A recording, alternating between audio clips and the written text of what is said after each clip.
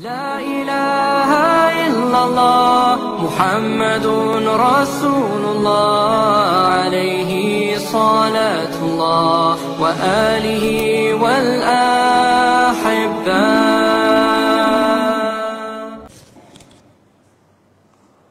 Selalulah kita bersyukur kepada Allah Subhanahu wa Ta'ala. Mudah-mudahan rahmat, nikmat dan ridho Allah selalu menyertai kita di dalam hidup kita, yang akhirnya membawa iman dan Islam ketika sowan kepada Allah Subhanahu wa Ta'ala.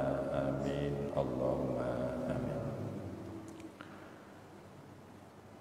Kita ikuti bagaimana memasukkan kesan-kesan Al-Quran dan sunnah-sunnah Rasulullah di dalam hati.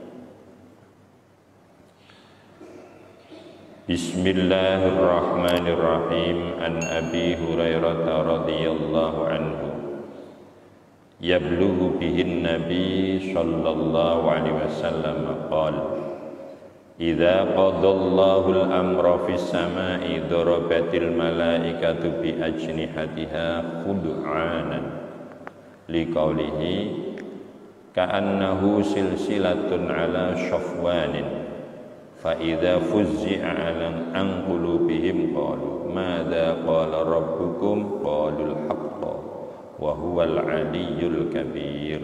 Rawahul Bukhari. Hadis riwayat dari sahabat Abu Hurairah anhu, ia menganggap hadis ini sampai kepada Rasulullah sallallahu alaihi wasallam.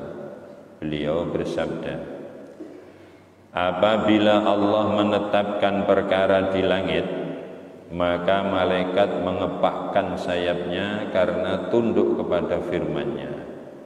Upama malaikat bumi gawe rame kelawan anane wabah, malaikat iku ling tunduk siap cara manusa kalih lari dikepak-kepakno ngoten. Bunyi sayap mereka itu seperti bunyi rantai yang dipukulkan ke batu yang licin. Maka ketika dihilangkan ketakutan dari hati para malaikat, mereka pun berkata, apa yang difirmankan Tuhan kalian? Sudah mendengar? Mereka menjawab, semua adalah kebenaran dan dialah Allah yang maha tinggi dan maha agung. Jadi setiap Allah menghendaki sesuatu terjadi, maka diumumkan di kalangan para malaikat, dan malaikat siap untuk menerima semua keputusan dari Allah Subhanahu wa Ta'ala. Dan semua itu sudah termuat dan termaktub dalam Al-Quran. Maka kita harus yakin betul-betul semua apa yang didhawuhkan Allah dalam Al-Quran pasti benar, pasti terjadi. Dan ketika kita tidak mengimankan itu akan tertinggal. Orang yang belum mau sholat, orang yang belum mau berpuasa, orang yang belum mau iktikaf, nanti akan tertinggalkan, karena semua itu pasti benar, semua tidak ada yang salah, semua adalah dawuh-dawuh yang hak. Mari kita ikuti. Ini ada pertanyaan. Saya tadi Jumatan, kebetulan saat khutbah pertama khatib menyampaikan dengan bahasa Arab menggunakan kitab. Masuk ke khutbah 2, mungkin khatib lupa menandai halaman berapa yang dibaca tadi. Akhirnya beliau khatib mencari sampai lama tidak ketemu. Sempat berhenti kira-kira 3 menit. Beliau khatib mencari tidak ketemu-ketemu. Akhirnya beliau khatib langsung membaca doa penutup khutbah pertama. Diulang lagi, barakallahu fikum. Kemudian khutbah yang kedua. Pertanyaan, apakah sah sholat Jumat tadi? Soalnya setelah itu langsung iqamah, langsung sholat. Ya, sempat beberapa makmum juga bertanya sah apa enggak, tapi tidak berani tanya langsung ke imam. Pertama yang harus kita pahami, sholat Jumat itu khutbah 1 dan 2 harus ittisal. Kemudian khutbah dengan sholat juga harus muttasil. Maka peristiwa yang ditanyakan ini, sholat Jumatnya tidak sah dan harus mengulangi mulai dari khutbah pertama, khutbah kedua, kemudian sholat Jumat.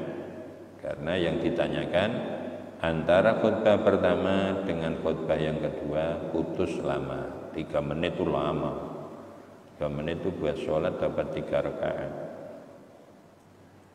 Kalau tidak sah, apakah ganti sholat zuhur atau gimana? Kalau waktunya masih, ya diulangi mulai dari khutbah pertama, kedua, kemudian sholat Jumu'ah. Kalau waktunya sudah habis, maka semua yang tadi mengikuti acara Jumatan itu mengulangi atau qadha sholat zuhur. Terus di